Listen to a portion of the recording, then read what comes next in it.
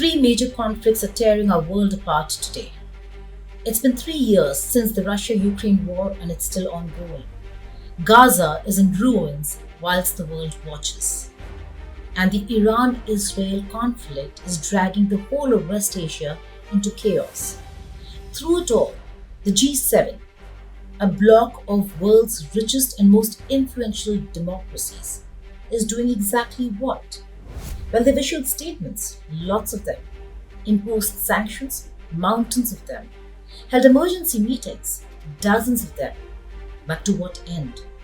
Today we ask, has the G7 become redundant?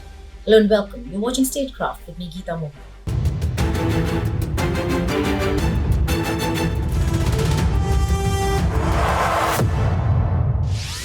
The Group of Seven sounds impressive, doesn't it? 7 of the world's most powerful nations, the United States of America, Japan, Germany, Britain, France, Italy, and Canada. Together they control 40% of the world's wealth. European Union also tags along like the friend who's invited to every party. This isn't some new organization trying to find its feet. The G7 has been around since 1975. That's nearly 50 years of experience in sorting out global messes. It started as the G6 after the oil crisis of 1973 sent shockwaves through Western economies. Canada joined a year later, making it the G7. Russia muscled its way in during the 1990s, creating the G8, but was removed from the bloc in 2014 after Vladimir Putin decided that Crimea should be a part of Russia and should not be shared with Ukraine. The G7 was supposed to be the grown-up stable of international politics. When crisis struck, these 7 nations would come together to resolve the crisis and find a solution. Their annual summits would move markets and change the course of history. But somewhere along the line, something changed, or rather, the world changed, but they're still where they used to be. Let me paint you a picture. It's 2022. Russian tanks are rolling into Ukraine. The G7 leaders are furious. They promise unprecedented sanctions that will bring Russia to its knees. They pledge to make Putin pay such a heavy price that he'll have no choice but to retreat. America and its allies are not going, let me emphasize it, are not going to be intimidated, are not going to be intimidated by Putin and his reckless words and threats. He's not going to scare us, and he doesn't, or intimidate us. Putin's actions are a sign he's struggling. The sham routine that he put on this morning, that's showing the unity and, as people holding hands together. Well, the United States is never going to recognize this. And quite frankly, the world's not going to recognize it either. He can't seize his neighbor's territory and get away with it. It's as simple as that. And they're going to stay the course.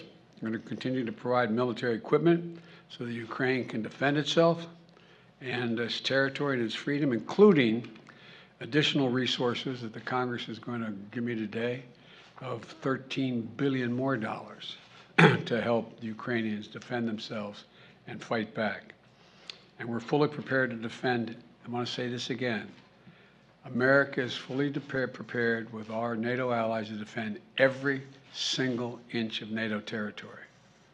Every single inch. So, Mr. Putin, don't misunderstand what I'm saying. Every inch. 3 years later, those tanks are still there. In fact, they've grown in number. Russia's economy, it has adapted, it has found new customers, and has kept the war machinery going. The G7 today seems like a body that is trying to stop a charging bull with a strongly worded letter. The sanctions were meant to be devastating. The G7 froze Russian assets, banned their banks, cut them off from the global financial system. They targeted oligarchs, officials, even Putin's yacht. Every month brought new measures, new restrictions, new promises that this time would be different. But here's what the G7 did not account for. Russia found new friends. China kept increasing its engagement with Russia and cooperation with Moscow. India lapped up on the opportunity and continued buying cheaper oil. Rest of the world continued trading with Russia. The G7 might control 40% of the world's wealth, but 60% of the rest of the world still gets to choose their partners and what they want to do. And then there's the uncomfortable truth about the G7's decision making. Everything has to be agreed by everyone. Germany worried about its energy supplies.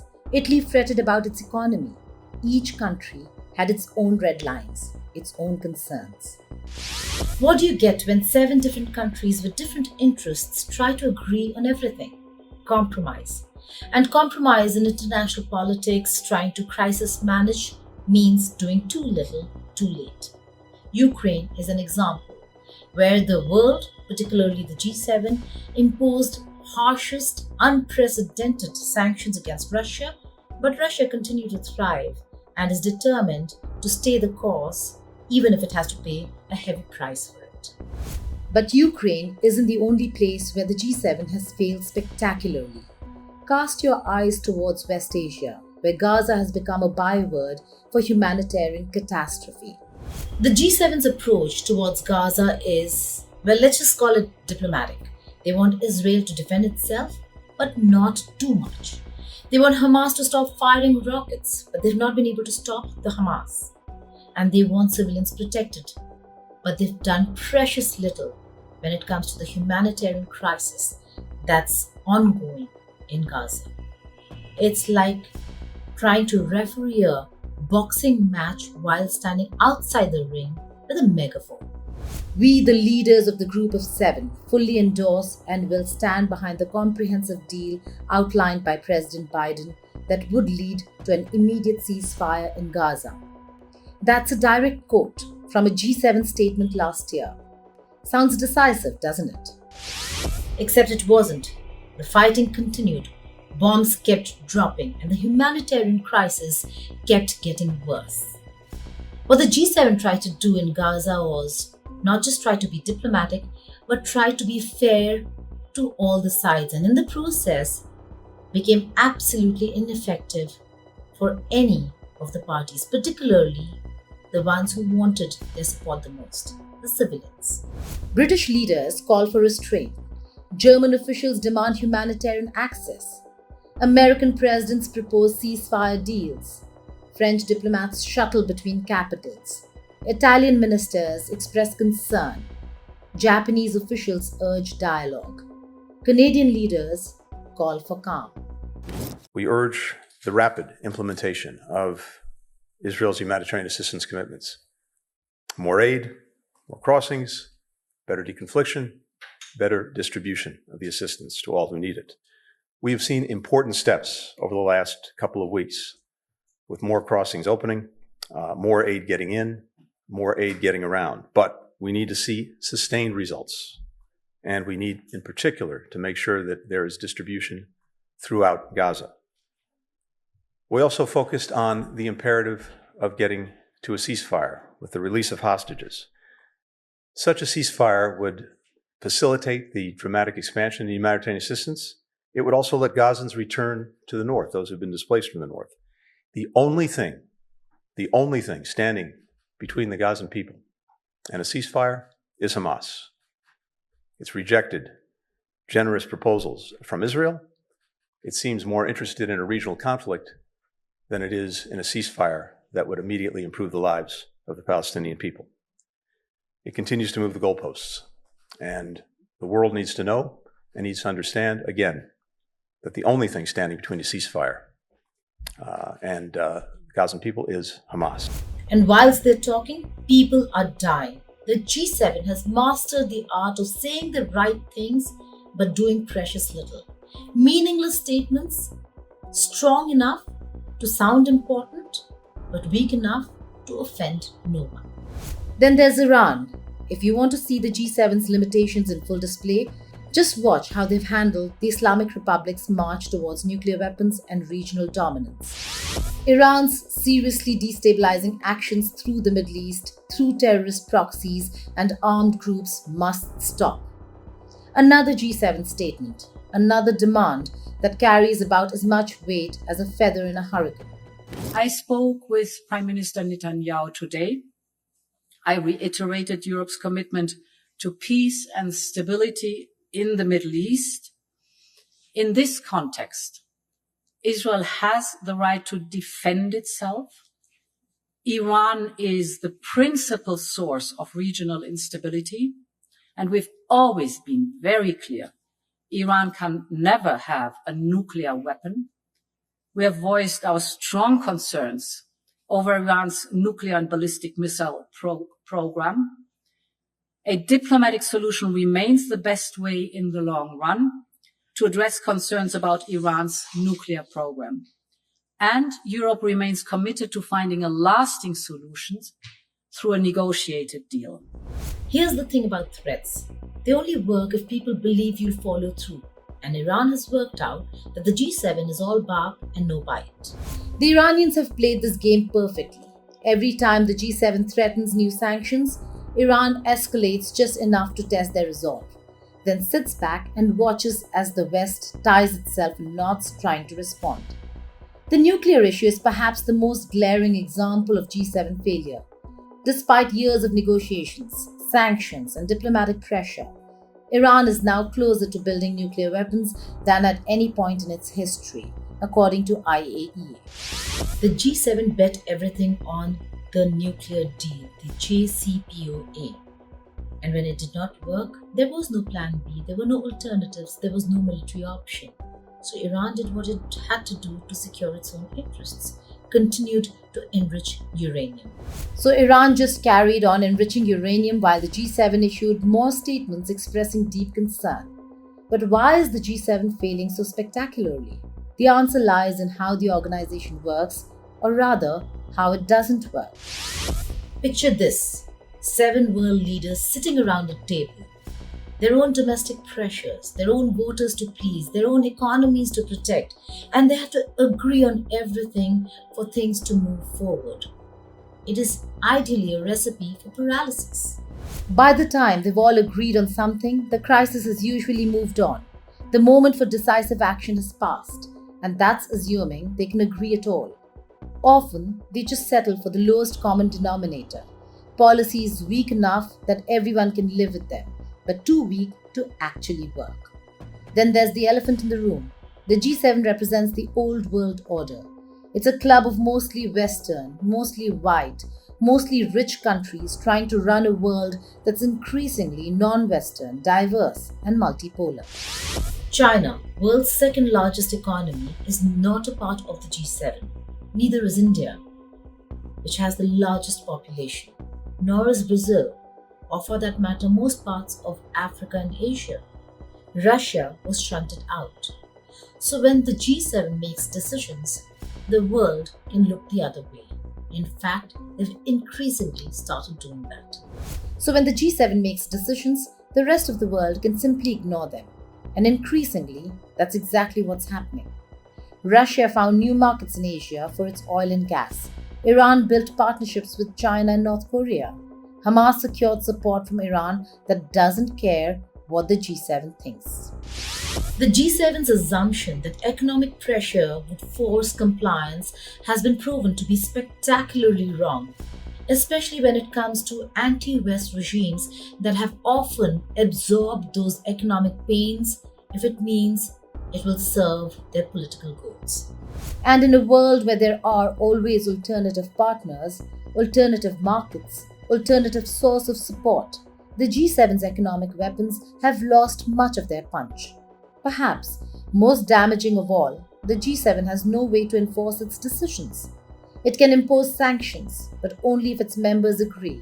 It can provide aid, but only if individual countries vote for it. It can issue threats, but it has no army, no enforcement mechanism, no way to make anyone listen. It's like a police force that can issue tickets but can't arrest anyone, and those at the receiving end have worked this out, that they can get the tickets and yet ignore them with impunity. Russia has brushed off G7 sanctions and carried on with its war. Iran has dismissed G7 warnings and continued building bombs. Israel and Hamas have ignored G7 ceasefire calls and kept fighting. The pattern is always the same. Crisis erupts, G7 meets, G7 condemns. G7 threatens consequences. Nothing happens. Crisis continues. But it's not just about these 3 conflicts.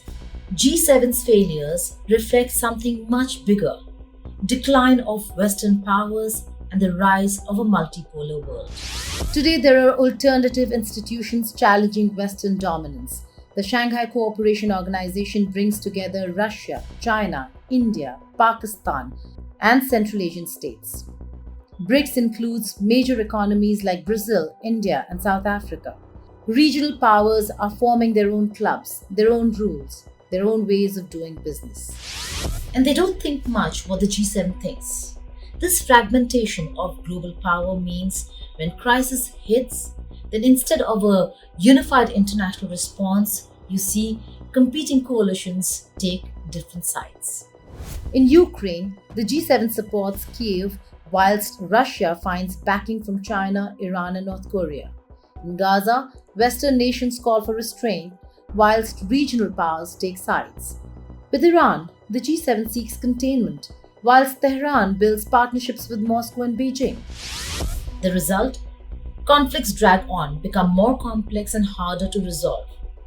The dream of the G7 to have a rules-based international order seems to be crumbling, and this powerful bloc seems quite powerless when it comes to this one dream of theirs. Understand G7 as a failed bloc would be somewhat equivalent to understanding the UN Security Council as a failed bloc. Whether or not it's a failure is a very subjective question. What I would say is that depending on the interests that are going to be served and depending on the context in which the bloc functions in relation to each specific question, it can even be a very successful bloc, but it can also choose to be failing. So what is happening right now, including in the question of Ukraine, where the Security Council has simply failed to prevent the escalation and the suffering of the Ukrainian citizens, or similarly in the case of the Gaza Strip and the war that has been going on for the past several months, leading to a humanitarian catastrophe. Again, all of these coalitions have been, I guess, willingly simply undecided or reluctant to take action. So where does this leave us? The G7's credibility has taken a hammering. Their threats ring hollow. Their sanctions have lost their sting. Their statements sound increasingly desperate. But here's the thing. The world still needs institutions that can coordinate responses to global crises. The question over here is whether if the G7 can reform and be more inclusive. It is now faced with a very stark choice: evolve or become irrelevant. Reform would mean fundamental changes, new members from the developing world, new decision-making processes that don't require unanimous agreement, new enforcement mechanisms that give the organization real teeth. But that would mean that the current G7 members would have to give up some of their exclusive powers and influence, like in the case of the United Nations, or particularly the United Nations Security Council. And it doesn't seem like the G7 members at this point in time are willing to do that. The alternative is gradual irrelevance as other institutions fill the gap, and the G7 becomes little more than an annual photo opportunity for Western leaders. The human cost of this institutional failure is enormous. Every day, the G7 fails to act decisively. More people die in Ukraine, more civilians suffer in Gaza, more weapons proliferate in West Asia. G7 was supposed to be the world's crisis manager. Instead, it has become a bystander to its own irrelevance. 3 major conflicts, 3 spectacular failures, 1 uncomfortable conclusion. The G7, as currently constituted, simply doesn't work anymore. The question now is whether world leaders will acknowledge this reality and do something about it, or whether they'll continue pretending that strongly worded statements and ineffective sanctions can solve the world's most pressing problems. The clock is ticking. More crises are coming. But the world's premier organization for crisis management is broken. The G7 promised to make the world safer and more stable. Instead, it's shown us just how fragile international institutions can be when they refuse to adapt to changing times. This is the G7's institutional paralysis, when the world's most powerful bloc becomes powerless and is on the road to becoming redundant. Thank you for watching Statecraft.